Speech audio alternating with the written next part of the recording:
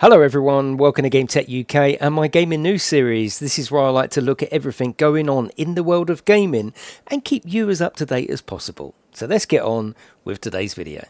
Today I'm making a video about a game which I'd long forgotten about, which I thought was dead in the water, which this audience thought was absolutely dead in the water, and that is Truck World Australia. Well, recently they've released a 1-minute trailer of some work that they've been doing to the title, so let's take a look. There really isn't much to see in this update, and they're focusing this video on how the trucks respond to gravel and puddles. The truck actually starts off accelerating way too fast, which is an inherent problem when people try to design trucking games. But once it hits that gravel and you can see the mud and the sort of wetness of the puddles underneath, the way that the truck is responding to the gravel, I'm actually quite impressed with this particular section.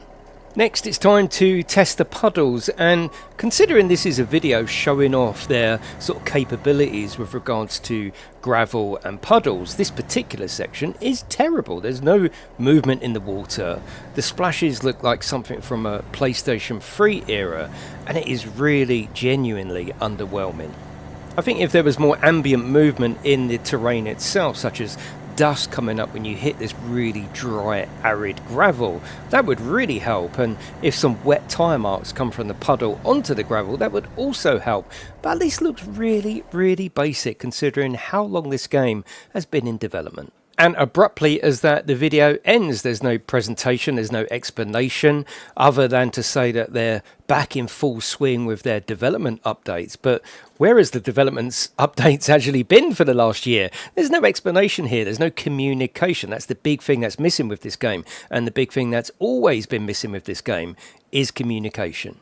I first spoke to the developers, believe it or not, over 4 years ago when I was making a lot of videos about Truck Driver, and they contacted me, or should I say a much younger version and hairier version of me, and said, look, we can see that you're making videos about Truck Driver coming to console.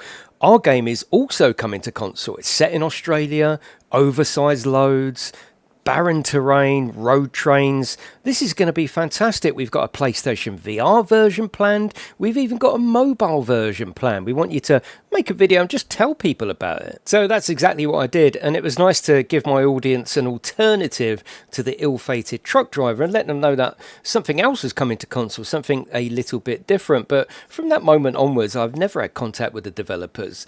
Their updates are very minimal. Their communication is almost zero, and it just seems a real shame.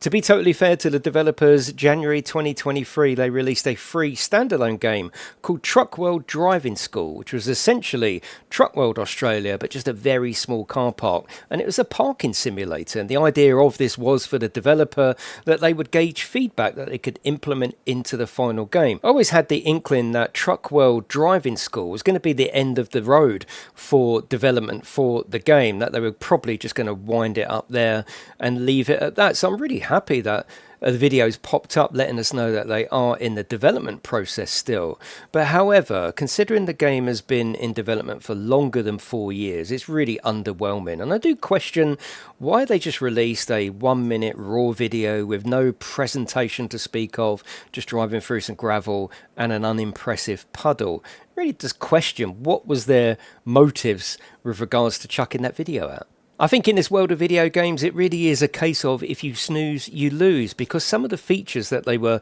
sort of promoting, putting down the trailer legs manually, connecting up the hoses, that's now commonplace. If you look at Alaskan Road Truckers, that's one of its unique selling points. So they've sort of lost that impact there as well by taking so long to bring it to market. But rest assured, I'm still interested in the game. Of course I am. And I'm still going to bring you news of the game as I get it here on the GametechUK channel. For now, I would love you to go down into the comments section below. Let me know what you thought of that particular footage of the truck going through the gravel and then the puddles. Are you overwhelmed by it? Are you underwhelmed by it? Have you given up even wanting this game now? Or has it reignited the passion for road trucking in Australia? I would love to know in the comments section below. But that is everyone. Thank you very much for watching my video.